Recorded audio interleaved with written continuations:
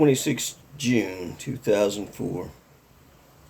The vehicle was a black later model Chevrolet four-door. When I reached the vehicle, there was no one in the driver's seat. He had been evac'd. The passenger was still seated in the front. His head leaned right and slightly forward.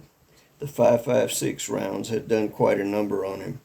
His brains, or the frontal lobe, hung out of his forehead, apparently from some of the rounds that had hit in the back. He died instantly, because in his fingers he still held his cigarette. Blood was pooled in the seats, in the floor. The car was a mess. I began to search the vehicle. When I had asked Kramer and Mitchell if it had been searched, they said no, so I did it myself. I tried to open the trunk. It was locked. I took the keys out of the ignition, checking the passenger as I did to make sure he wasn't breathing. I opened the trunk. Nothing. No weapons, no money, no RPGs. We checked the glove box. Empty. Nothing. Why would these guys run a checkpoint? I moved back to the Bradley and got on the radio to battalion and informed them that we had lit up this car and of my finding no contraband. The Iraqi police were asking me what I wanted to do with the body. I told them I didn't care what they did with it. I didn't want it.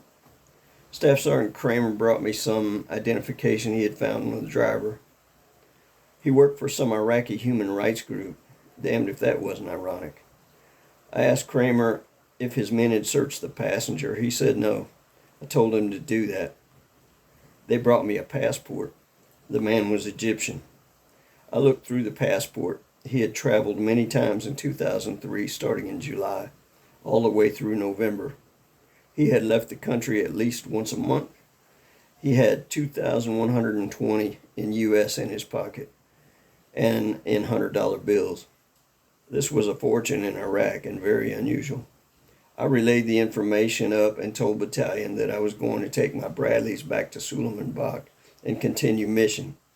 I talked with the squads before I left and reassured them that they did what they had to do and to stay alert. I'm David Redmon, author and illustrator. This is from my book, Charlie 3-4, Anatomy of a Deployment. It's about a deployment to Iraq in 2004. It's not fiction.